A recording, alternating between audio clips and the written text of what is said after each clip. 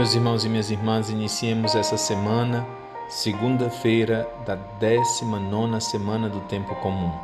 O Evangelho de hoje é o Evangelho segundo São Mateus, capítulo 17, versículos de 22 a 27. O Evangelho de hoje tem um interessante ensinamento para nós. No Evangelho de hoje, Pedro é questionado pelos cobradores de impostos se Jesus pagava imposto ao templo. O teu mestre paga imposto ao templo? O ensinamento do Evangelho de hoje está no diálogo que se estabelece entre Jesus e Pedro. Jesus pergunta a Pedro: os reis cobram impostos dos filhos ou dos estranhos?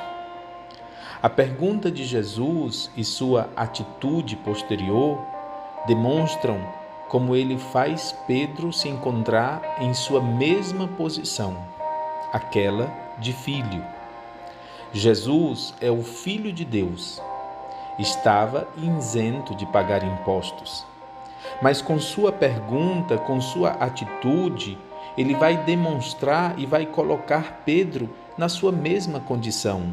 Também Pedro é Filho de Deus. Para evitar escândalo, diz Jesus: vai lá, paga por mim e por ti. Jesus nos ensina no Evangelho de hoje, meus irmãos e minhas irmãs, que ser seu discípulo é ser elevado à condição de Filho de Deus. Ser discípulo de Jesus, repito, é ser elevado à condição de Filho de Deus. Esse é o ensinamento. Assim como ele fez com Pedro, pelo batismo, o Senhor também fez com cada um de nós.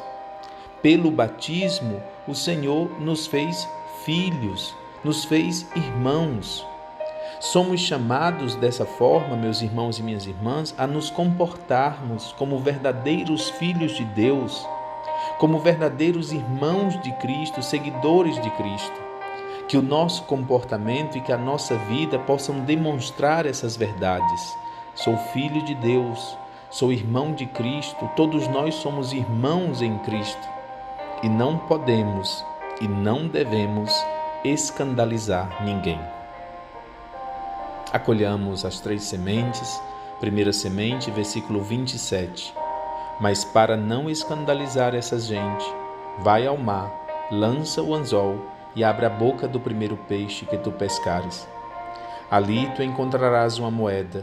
Então pega a moeda e vai entregá-la a eles, por mim e por ti. Jesus nos ensina que ele é Filho de Deus.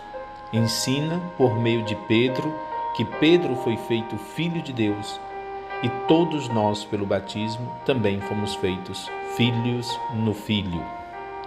A palavra de hoje é filiação.